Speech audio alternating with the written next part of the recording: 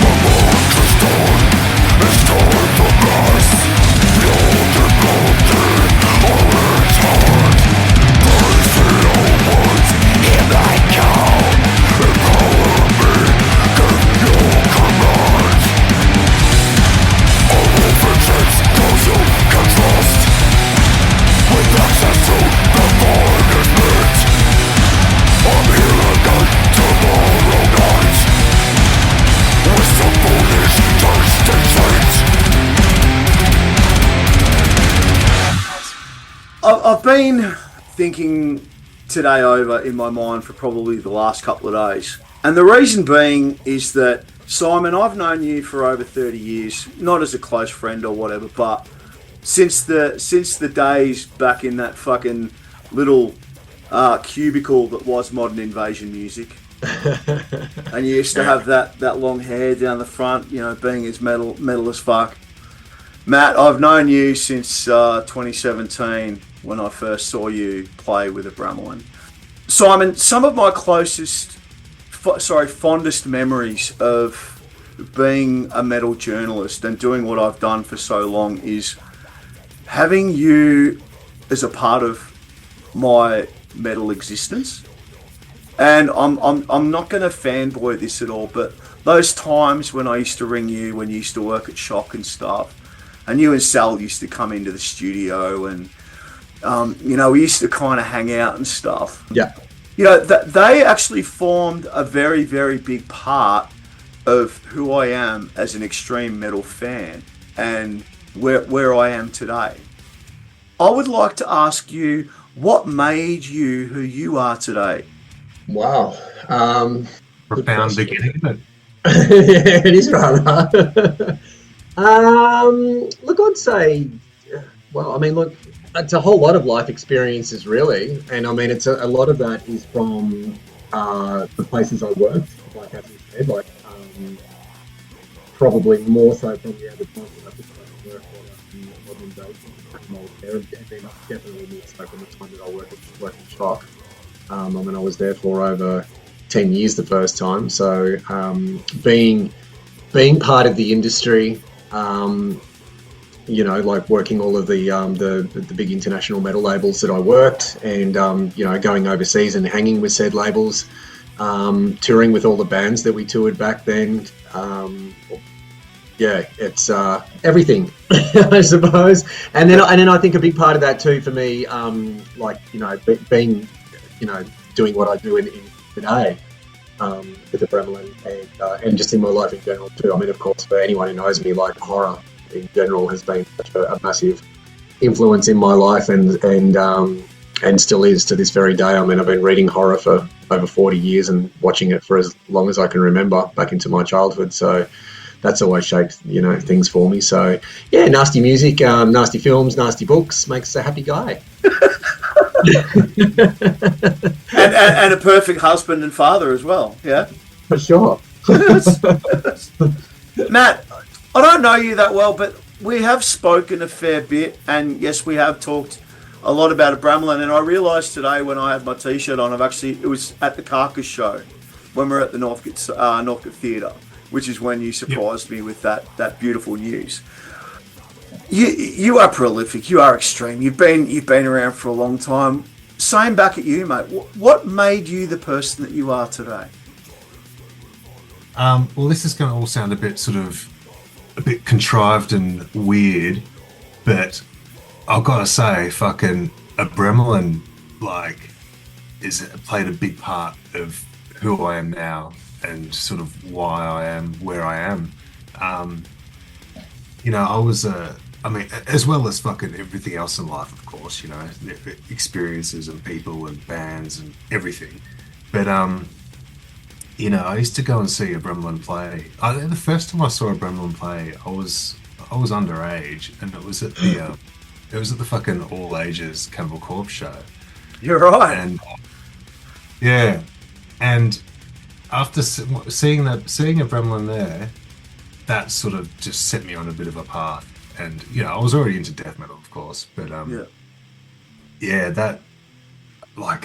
me and on the people sort of my age. So I mean, Dave Haley, he's the same. We both loved Abramelin when we were younger, and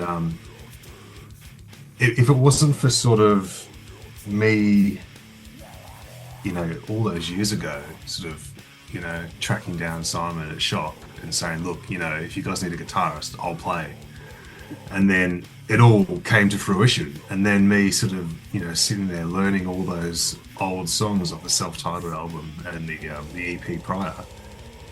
If I hadn't have learned those songs all that time ago, I'd be a different guitarist than what I am now. And given that guitar is obviously such a fucking massive part of my life, I'd be a different person than what I am now if it wasn't for, joining Abramelin when I was, young and just learning all that stuff and just being familiar with that album when I was young as well. So, yeah, all of the usual shit in life, and also Abramelin 25 years ago put me on the path of who I am and where I am now. That is beautiful, Matt. That is the epitome of Abramelin, Simon, and I promise I'm not going to fanboy. And my dog actually a couple of months ago wrecked my Carcass heartwork to a poster frame. The poster's still fine, but that was when, like, the first time I saw you. I have the modern invasion makes modern people. You know, I still have that black and yellow and red Acheron supporting Carcass. Yeah. And it was on Australian Music Day in 1993, and I travelled 4.5 hours from Warrnambool to see you and Carcass that day. That's like I cannot understate how important that Abramelin are, not only in Australian music but in death metal overall. Period. Like when I found out that you were reforming, I fucking lost my mind. The only two other bands that I would ever do that for is Damaged and Acid Bath, right? Transgression from Acheron it still holds up to this day, mate. 30 years later, you have to agree. Human Abattoir and Humble Abode are two of the greatest metal songs ever written. Matt, would you agree? Yep, I'd say Human Abattoir is like fucking just timeless, you know. Like, I love that song. I'm so happy that we play it every, you know. It's just like it's the one that I'm waiting for in the set anyway, you know. Because it's the easiest.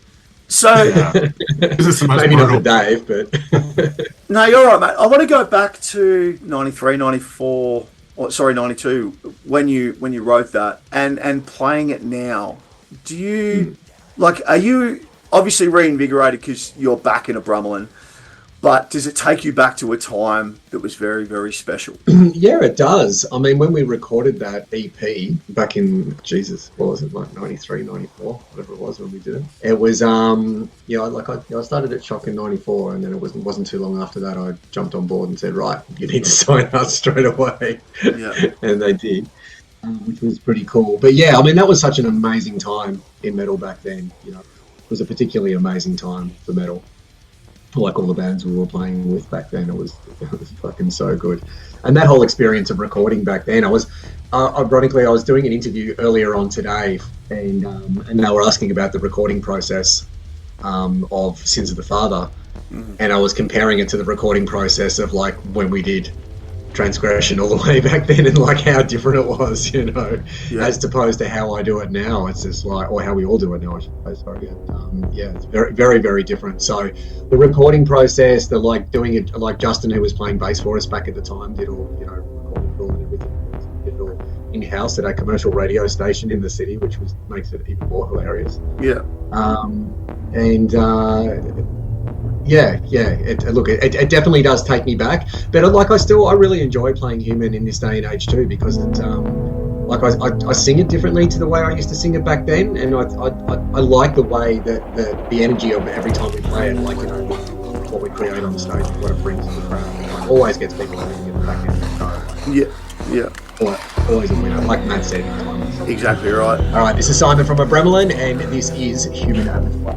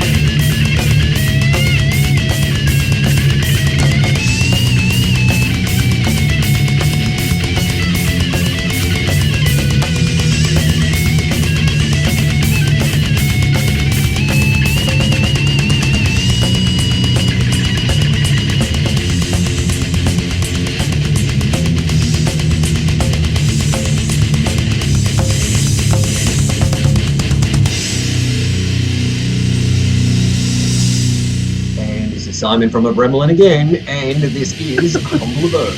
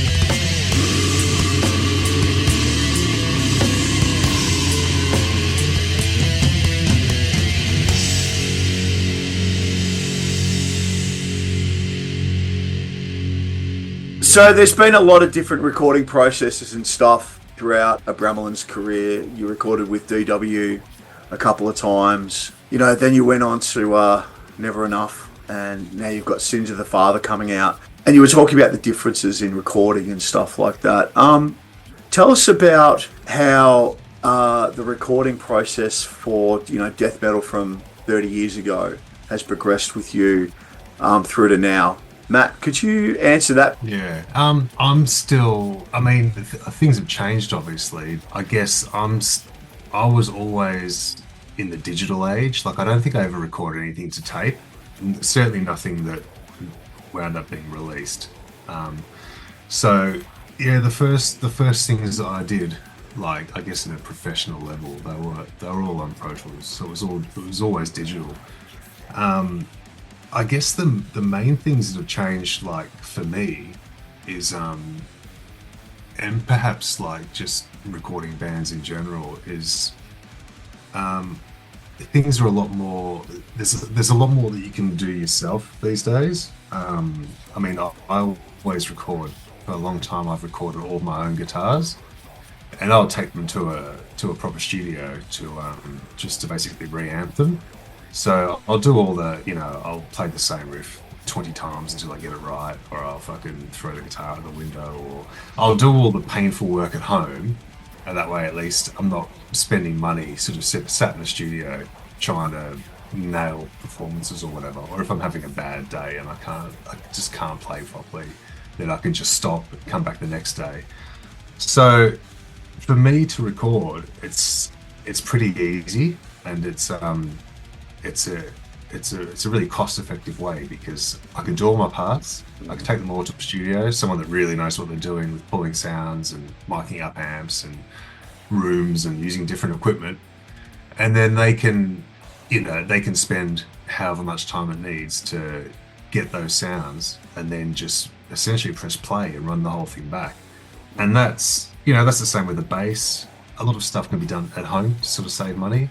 I guess even sort of pre-production sort of stuff, like click tracks and guide guitars and things for Dave to play drummers along to. Like, he'll have all the click tracks and all the tempos, everything sort of ready to go before he goes to the studio. Yeah. Which I think it maybe quite a few years ago that might have been a little bit different, and perhaps drummers weren't so used to playing to click tracks and all that sort of stuff.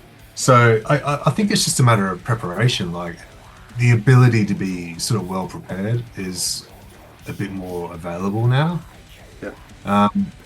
And I guess even with Simon, like with this album, we spent a fair bit of time working together, as opposed to rehearsing the songs in a studio in a live band setting. We spent a bit of time together just messing around with vocal arrangements, like, that's where I want to go next. I'm sure Simon could speak a little bit more about how different that has been from previous albums that he's done.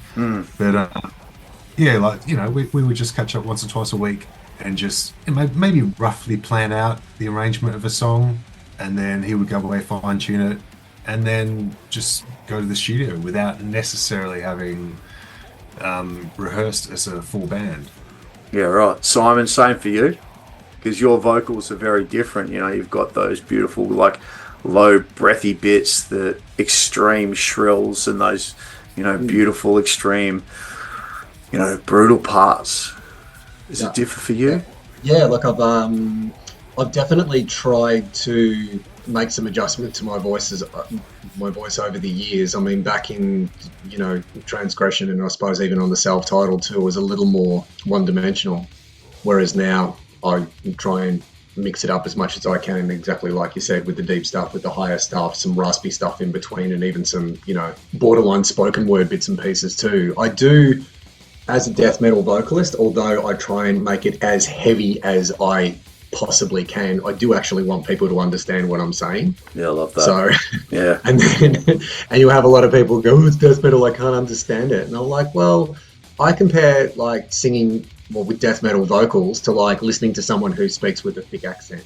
Once you get your head around the accent, you're like, okay, I can actually understand what you're saying. Agreed. Yeah. Or if they look at the lyrics, then go, actually, yeah, it's really obvious what you're saying when they get their head around it. So there's a level of weight you can go really deep, and I do see other vocalists, not saying it's a bad thing or whatever, but doing like the mic cupping to sort of like get that deeper sort of like vocal sound, whereas I actually try and do it old school from like back here. For me, it's like what you can conjure up, and everything else here is like, then it's for me that's more real, and then that's the way.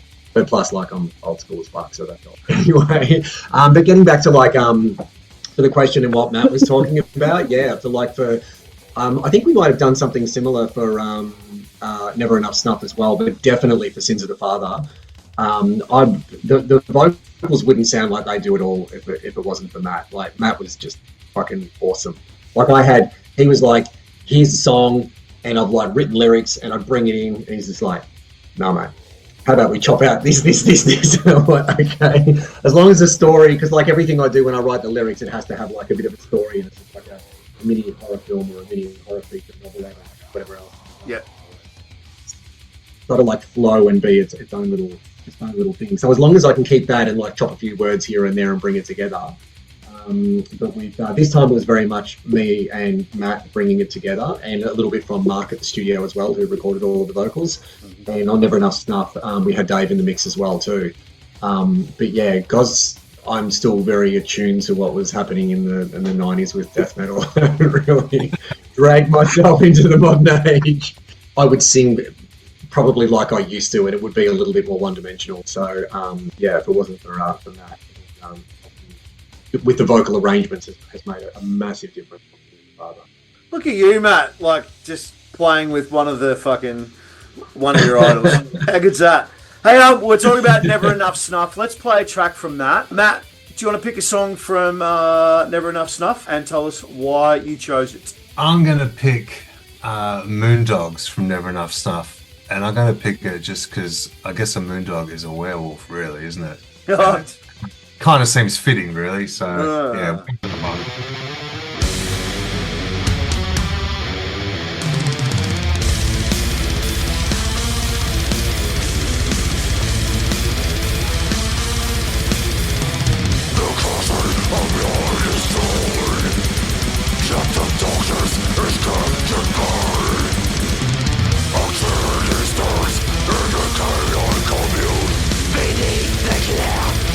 Glorious mood, the charge so rare.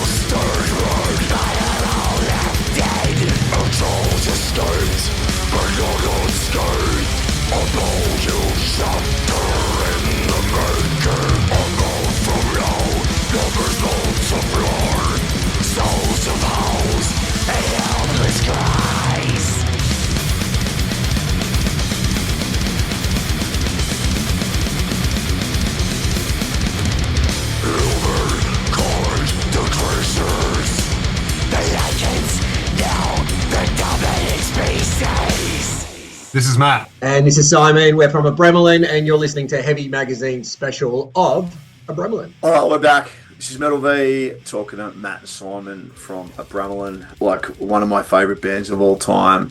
On June 23, I've got it in front of me, lots of news in the Abramelin camp, and after the writing process, Tim Aldridge decided to step away. Simon, first to you, being, collaborating with him for all those years, how did you take that, and is Tim okay? Yeah, to answer the second question first, I'm not sure how Tim is doing because we've sort of lost touch with Tim. Okay. And we had for a while there. So without going into too much detail, like Matt wrote Sins of the Father in lockdown and then basically said, look, I've written a new album while he was sitting on his ass like we all were, not doing much. And Tim, would you like to contribute some tracks? And we waited and nothing was really forthcoming. So it was like, okay, well, we're going to roll with Matt's songs and one of Rob's as well too. Yep. And then it was like, right, well, here's the tracks. Can we get you into the studio record? And we waited again. And he just once again wouldn't come to the party and get to the studio, which was pretty frustrating for us. Okay. So, I mean, realistically, Sins of the Father probably would have come out over a year ago if we had been able to pull everything together at the time. But of course, it didn't happen. So, unfortunately, Matt had to go back into the studio and then, bring back all those guitars done a while ago. And after doing all the solos and everything else too. But it's, it is what it is. Look, it was a shame to lose Tim, but he just wouldn't come to the party. His heart wasn't in it. It was either we wait for him eternally or we just roll on without. So it was either like we either keep going without and we were like, no, fuck that. We're going to keep going. So keep going. We did. But I just wanted to ask that question. It was just, is Tim okay? You answered it, Simon. If you want me to cut it out, I'm happy to do that. Matt, I mean, it's the truth. That's a story without getting into too much nitty gritty. What do you reckon?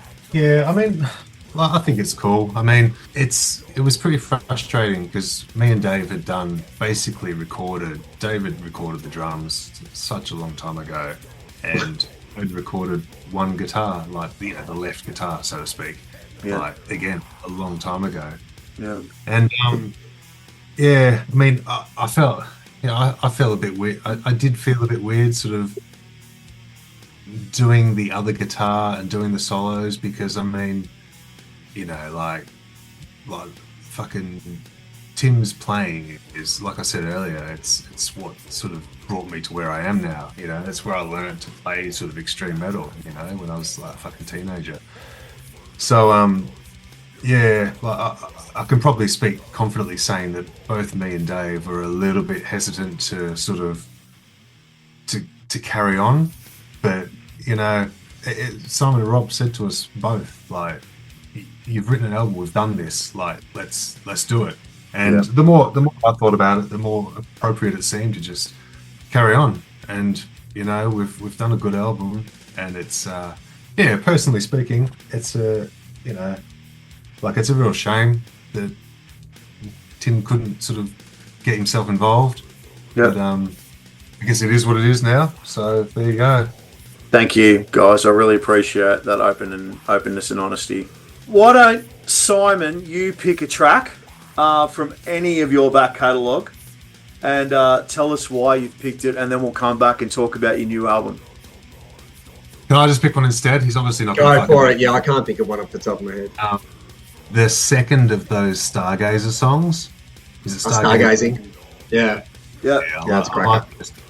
You can play them both if you want, but fucking Stargazing. Let's go Stargazing. Stargazing? Second one. Okay, cool.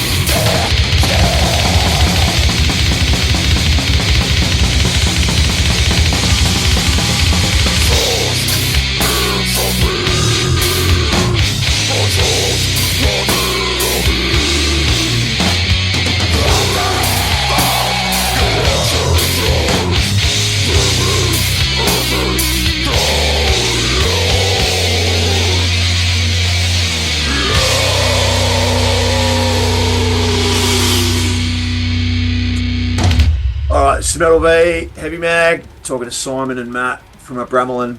The last two kind of conceptual pieces of Never Enough Snuff and continuing on to Sins of the Father now are pretty graphic, but a lot of thought and love has been put into it, Simon, obviously, courtesy of you. Tell us about the artistic process creating like the cadavers and the blood and the gore, and how much fun was it, and how much of a voice does it have to what you created? For me, it's become, since Never Enough Snuff and having the opportunity to do what I did. So when we came back from our break that we had from 2002 to 2014, we were in the studio, and as well as going over the old stuff, Tim's like, I've got a new song, and that new song was Never Enough Snuff. Yeah. And I'm like, oh, well, the guys are learning a new song, like, what the fuck am I going to do here? I'm like a bit of a fifth wheel, literally. So I'm just going to sit down and smash out some lyrics. And Never Enough Snuff was the first song that I wrote, and I just wrote it in one go. I just sat there and went bang, bang, bang, bang, bang, bang, bang. I just recently read a book called Survivor by J.F. Gonzalez, which is it's about snuff films. And that was like fresh in my mind. So I thought, great, I'll write a snuff thing. And at that moment, I thought, if we ever do an album, I'm going to recreate a snuff film as the cover, which is rad. What I did. Rad. So I went to I went to my friend Lee, who does special effects, makeup and whatnot for film and television, and said, look, here's what I want to do. So yeah, we went over to their place, set up in their garage, got Tim on board with his partner Michelle to be the victim, and another friend of mine, Marty, who as a photographer, and just went ahead and did Never Enough Snuff. Moving on to Sins of the Father, a lot more complicated. So we had 8 people, including myself, in the crew to create the cover art for Never Enough Snuff. So there was... firstly, we went down to see a guy called Larry who works at Scarecrew Studios and have a look at what he had available. So he's just like, well, knock yourself out, whatever you want in there. There was like corpses, limbs, fetuses, fucking whatever. So I went down there with Lee and the photographer, Paulie, and then like we just, went down, had a look at all the stuff, went out for lunch that day and said, well, what do you reckon? There was that prosthetic that we've got on the cover of the priest with his, the ribs so you can see inside his guts and everything else too. And I'm like, I want to use that. How can we use that in something? And I'm like, I want that with hands inside or whatever else too. And we came up with the concept of using a priest that we were going to fuck up. And then I mentioned to my daughter, how would you like to be on the album cover? And she was like, yeah. And then she was like, yeah, nah, because she had her Year 12 exams on. But then because of all the delays with the recording and everything, we actually got to push the whole thing back. So then she was back on board. Another friend of mine, Martin, who's also my osteo, to work as a priest. And then his wife is second photographer. Lee again to do all the makeup, and then of course none other than the lovely Miss Sally, who's done all of our albums since the self-titled, to get back on board again to do all the after effects, and she fucking worked tirelessly. We put in so many hours. Like, it's like the original shots were good, but what Sal did with it was just like, wow. Rad. Okay, we talked about Never Enough Snuff. Yeah. Let's play that, because that was the first song you wrote that you said. We'll play that, and then we'll come back. We want to talk about the concept to Sins of the Father. Yep.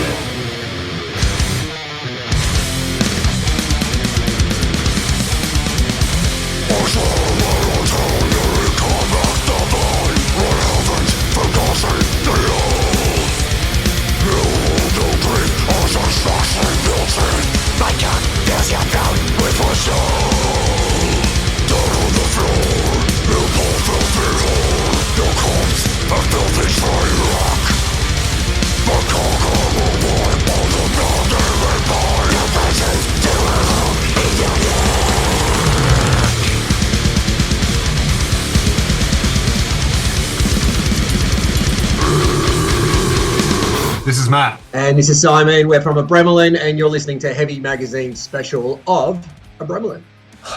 Simon, you mentioned, and Matt, you also mentioned about having pretty much the album written. And Simon, you were talking about writing Never Enough Snuff in one hit. Matt, I know what your work schedule is, and you smash out, 30 songs a day. Did you actually have Sins of the Father written out, and then Simon, you came in with the concept? So you mean musically, or? Yeah, both musically and lyrically. So musically, it's all pretty straightforward as far as I'm concerned. I think I don't know where it came from, but I had an idea. I was just do another album. So over the course of a month or so, I basically just wrote an album's worth of material. And that was it. Then my part was done. That doesn't sound like you at all, mate. Musically, it's just the usual affair for me. Just get it done, write it, album done, move on. So yeah, my part was easy. And Simon, so from there, Matt had obviously written the album, and you talked that there was a theme to Sins of the Father. What made you think of a theme and not just songs on their own? Well, yes and no. I mean, the track Sins of the Father links to the album cover and what that's all about, which is about a killer priest who, grabs kids and mutilates them and then offers their flesh to his dark gods because he's not really your average priest. But then the concept of the cover is then that sort of like hell or the demonic forces, whatever you want to call it. That's him getting his comeuppance of them coming up and then him, getting fucked in the heart with a crucifix, as you do. So... Oh, man, I love you. That's fucking nice. Yeah. So, yeah, that was what we came up with conceptually to do. And then the same thing that we did, with Never Enough Snuff, I thought, well, we can't really have that on the cover because I thought, so let's come up with a secondary cover. And that's the one that had the one of my daughter playing with the inside of the neck of the severed head. Yeah. That's the cover that would be appearing on the outside and would also go for any, digitals and whatever else too. And would also appear on the majority of the merchandise as well.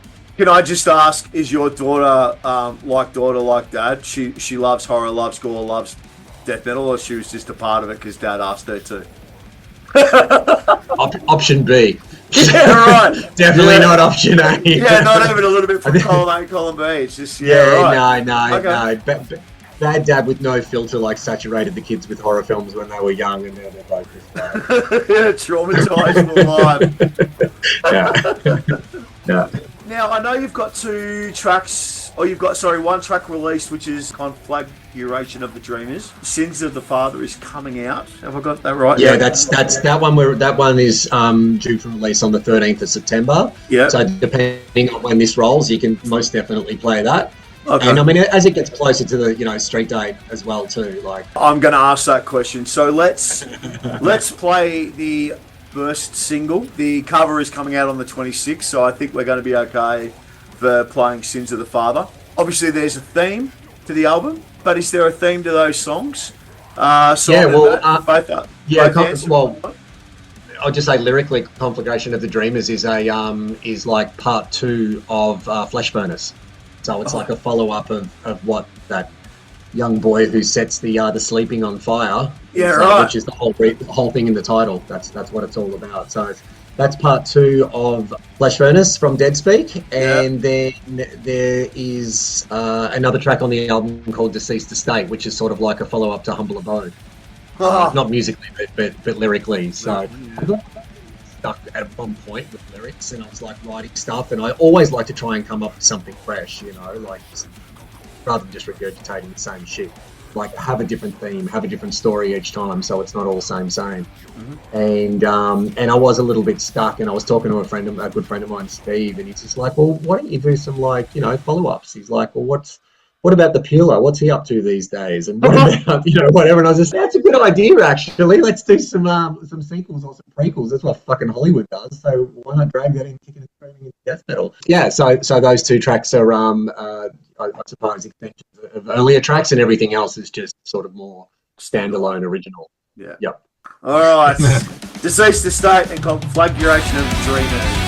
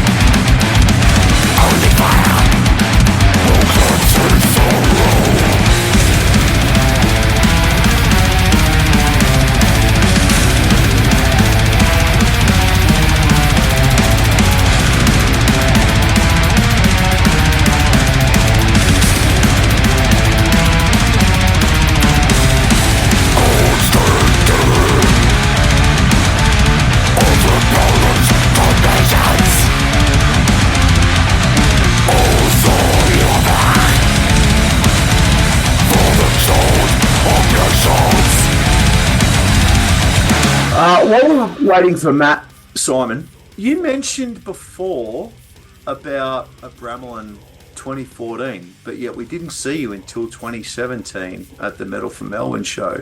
Is that when you...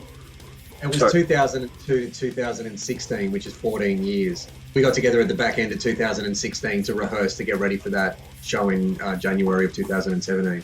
Yeah, right. So had you basically said no more Abramelin, and then Rob came and spoke to you? Like, how was the reformation? Was it just going to be for that Metal for Melbourne show, Blast from the Past kind of thing?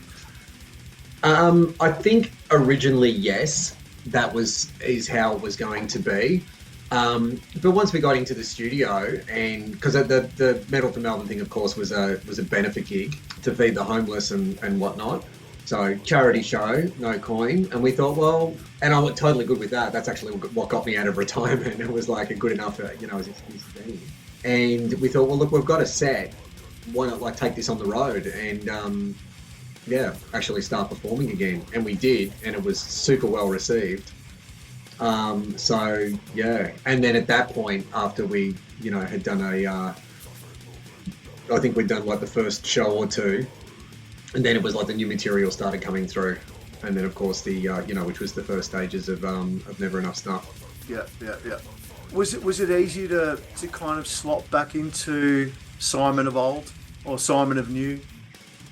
No, it wasn't actually. I'd said to a few people, how there's the body regenerates muscles and whatever else to every 7 years. So it had been 14 years. So muscle memory is one thing, but with my throat, it's tissue. So it's basically twice regenerated itself over the course of 14 years. I didn't know if I could still sing death metal, and I reckon this is gonna hurt. And it did. It hurt a lot to try and do what I was doing, but it was it came back pretty good, and I was pretty chuffed with it. And surprisingly, not a lot of difference, I think. Say if I listened to my voice on Dead Speak and then listened to what I was doing then on Snuff, or even what I'm doing now on Sins of the Father, and it's sort of to my ears it sounds like me still. Agreed. So, agreed. Yeah. And can I say this with no disrespect? It's a better version of you now, I think, mate. I think so too. Like I said earlier on too, I love what I do with my voice now compared to, back in the early days of what we were doing when we were sort of just, finding ourselves from the Deprived of Afterlife 7-inch to the Transgression, and then even into the self-titled, where it was, I feel it was just a little more, right, let's sing as heavy as you can, because that's a lot of the shit that I was listening to. Whereas now, that's not the game. The game is, as I said, as heavy as you can, but have people understand what you're saying. I spent a lot of time writing my lyrics, and they're fucking disgusting, and I want people to hear that. I remember being at your house for the first time after the show in Geelong, and you came back and you wanted me to watch Necromantic, and I'm like, no, I can't, I just can't. And I've seen it numerous times since, but I'm like, fucking too much. Of course, it was metal as fuck, but there are some of us that couldn't. Yeah. Look, there was a lot of people that couldn't. The amount of people over the years that I subjected to watching just horrible shit, and that was just for me, it was all fun and games to test people's boundaries and push their buttons. There were a couple of tracks from Dead Speak that I love. Pleasures, Your Casualty, Waste. You talk about Fresh Furnace, which I've played earlier. What would you pick from Dead Speak and why? Yeah, I was always a big fan of Your Casualty, which we actually still, I think that's the one track that we play live at the moment from Dead Speak. We tried to pick at least a couple, one or two tracks from each album. Yeah. I'm also I think the most unusual non-Abramelin track on that album was Plague, the last track, which I was always, and I think that was the first track that I sort of started experimenting vocally a little bit more. So let's play them both then, mate. Sure.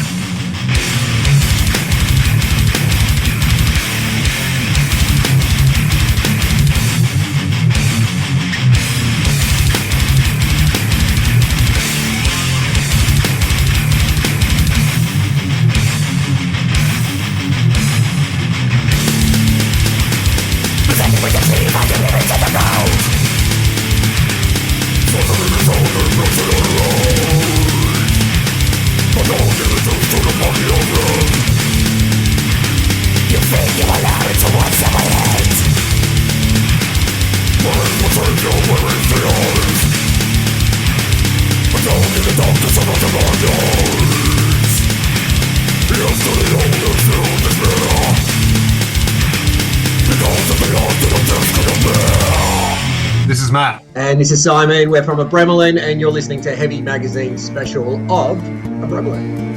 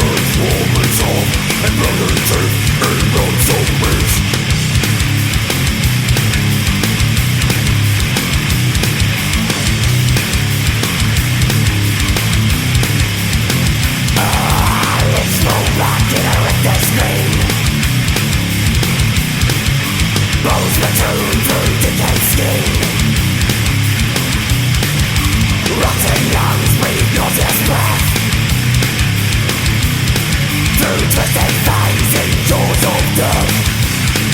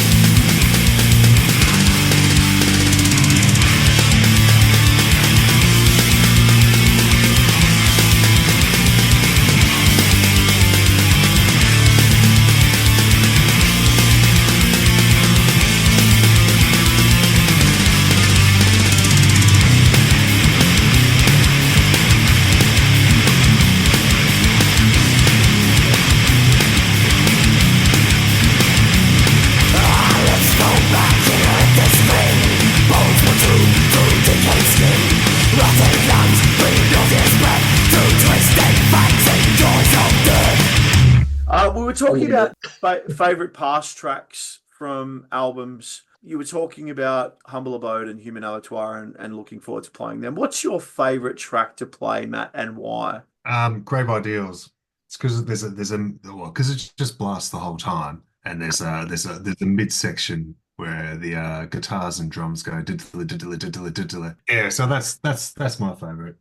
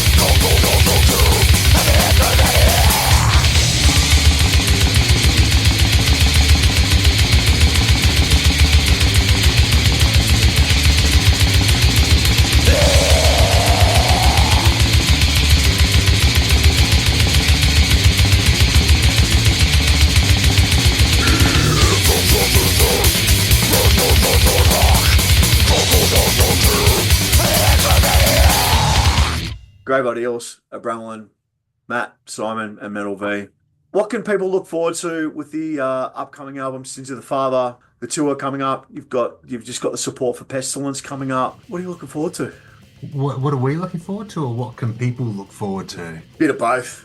I think the album's it's pretty savage. It turned out it probably turned out better than I think any of us maybe imagined that it would. In what aspects, Matt?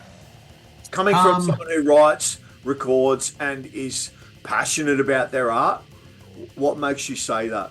for me, it's all good and well to sort of just sit down and write, maybe an album's worth of material, but when the magic happens when all the parts come together, like when you hear it with the drums and go, oh, fucking amazing, and then when the vocals happen, when the whole thing, when it all comes together, when the mix sort of starts to take shape, and it's like, wow, this is kind of turned into something pretty special. I think for me, it really happened with this one. It's got some pretty special moments in it, and I think I could probably safely speak for all of us by saying that it turned out really well. I hope that people are pretty sort of blown away by it, how crushingly heavy it is, and just the performances as well. I also can't wait to sort of, we're including an extra song in an upcoming set that we're playing. So I've just been going through another song today, just sort of learning it, getting it up to speed.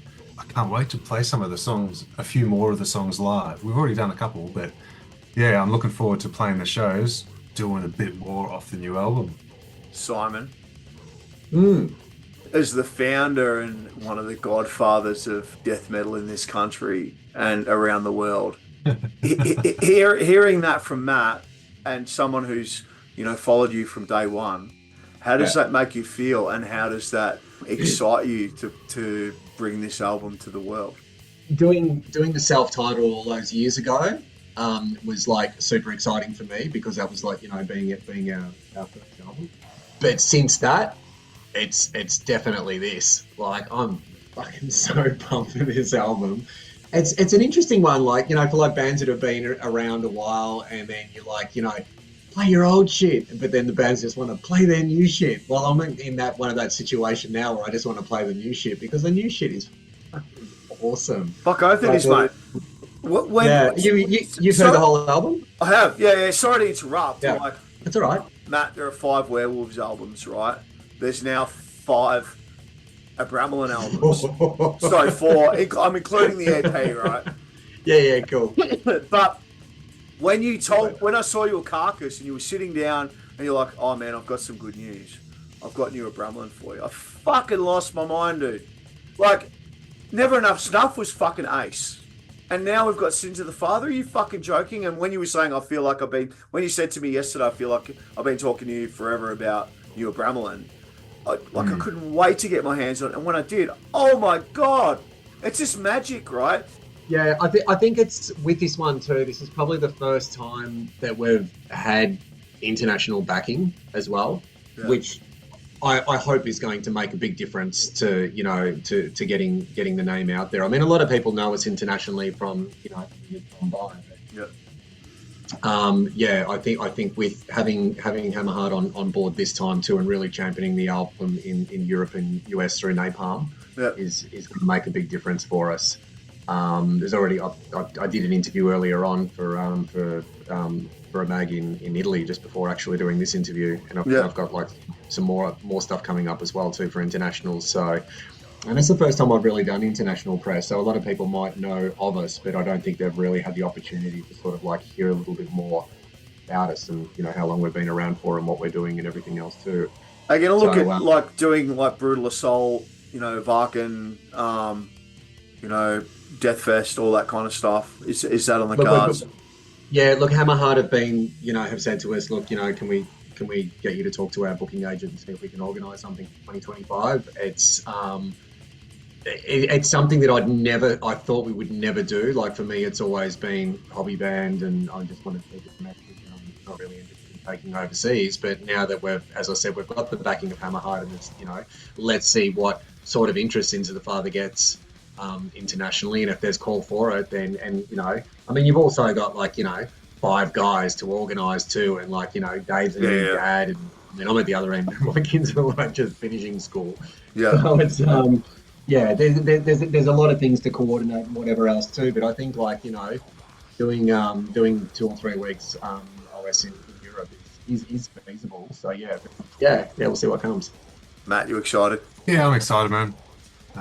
It takes a lot for me to get excited these days, but it's True story. phenomenal badge for that. Yeah, I'm excited about the release. I'm excited to start playing, and I'm totally sort of in the same sort of camp of, like we ain't fucking children, so it's not easy to everyone to up sticks and go and do this or do that. But at the same time, with a bit of planning and a bit of forethought and a little bit of luck, we could do something or other. So I'm excited about the prospect of maybe going to do something or other in Europe, or at least maybe before that, maybe just taking the next step. Like the band's done a bunch of sort of Aussie stuff. So whatever that next step may be, like it's just giant, just baby steps, one thing at a time. We've succeeded in making an album, so let's just do the next little step and see what happens. You know what else is exciting that we haven't spoken about yet? Go on. Joe. Oh yeah, Joe. The Yeah. new guitarist. Yeah, I was getting to the new guitarist. Yeah. Yeah. Matt, do you want to talk about that and how exciting that is for us? When we were doing the album, obviously with everything that was happening, we talked about what we're going to do in the future, and in terms of playing the songs and like playing live. Was it going to be one guitar or two guitar, or how is it going to work?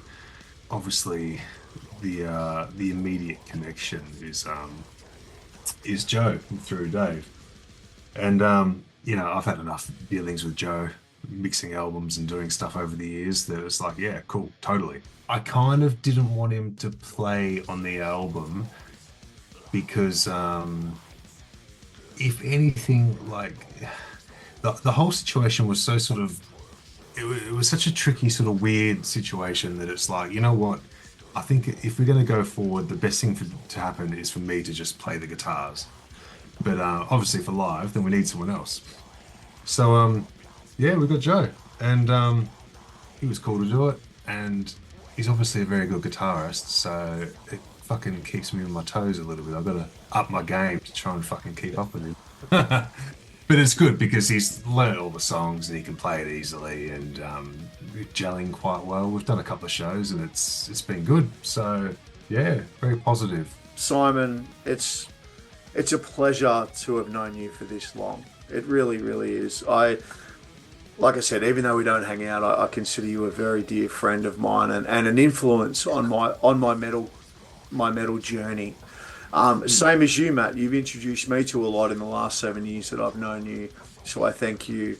It's a pleasure to know you and a pleasure to listen to you both personally and sonically.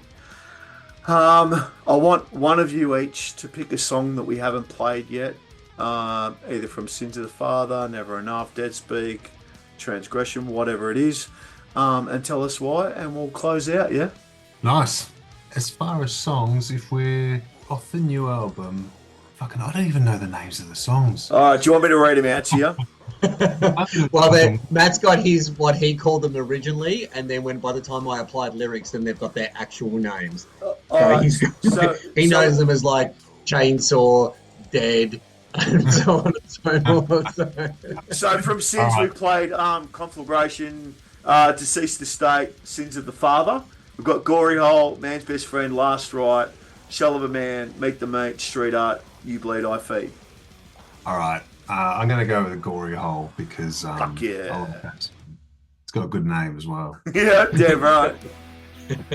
Well, that's going to be the next track that we're playing live as well too. So it actually works pretty well that Gory Hole would be the next sort of track to play outside of the first two singles. And Simon, what would you pick? Without going for the Gory Hole as well, because it's fucking hilarious. It's exactly what you think it's going to be about too. I'm going to go with Rob's song. I'm going to go with Last Right. Thank you so much for your time. Like getting beers, hanging out. You blokes mean a lot to me, and that's why I wanted to make this one special for you, for the new album, Sins of the Father. I really wish you all the best. And stay brutal, cunts. Amazing. Cheers, Thank man. you so much, Neil. You're Thank welcome. you very much. You're welcome.